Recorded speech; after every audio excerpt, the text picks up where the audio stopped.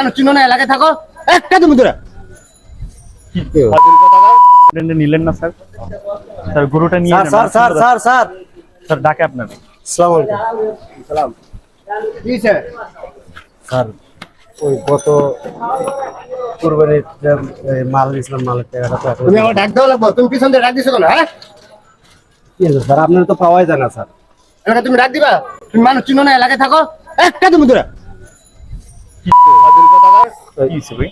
গত কুরবানির মাল লেগে গেছে 5,000 টাকা, বাকি পাওয়া যায় না। এই এখন ডাক দিছে, ওনার সম্মানে লেগে গেছে, দেখছেন নি? স্যার আপনার তো আসলে ভালো মনে করছিলাম, মনে করলাম আপনি খুব ভালো একটা মানুষ। এই গরিব মানুষে কয় টাকা বিক্রি করে আমি ভাই কালকে বাড়ি কোরবানি যাবো। দেওয়ার জন্য গরু কিনতে পারেন 5টা, তবে এই 2-4-5 হাজার টাকা পায়, এইটা দিয়ে এইটা চাইছে, এইটা আপনার মাইন্ডে লেগে গেছে। হাজার হাজার টাকা কত জায়গা খরচ করেন, 5,000 টাকা পায় আপনার ডাক দিচ্ছে, এইটা খুব খারাপ লেগে গেছে। এর টাকা নিয়ে আপনার এরকম করা ঠিক হয়েছে? না, রাস্তায় থেকে নিয়ে যাইতে ওনার লজ্জা লাগে না? ওনারে ডাক দিছে, এটা ওনার সম্মানে লেগে গেছে। আমি তো আপনার ভালো একটা মানুষ মনে করছিলাম, তো এর টাকা নিয়ে এরকম ঘুরানো ঠিক হয়েছে আপনার? গরু তো কিনছেন সব থেকে একবারে ঢাকা শহরের ভিতরে বড় গরু কিনছেন কোরবানির জন্য।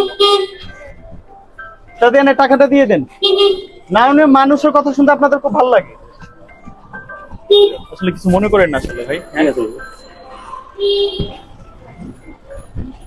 এভাবে ইয়ে করে টাকা উঠাইতে হইব, তাছাড়া টাকা উঠান যাবে না।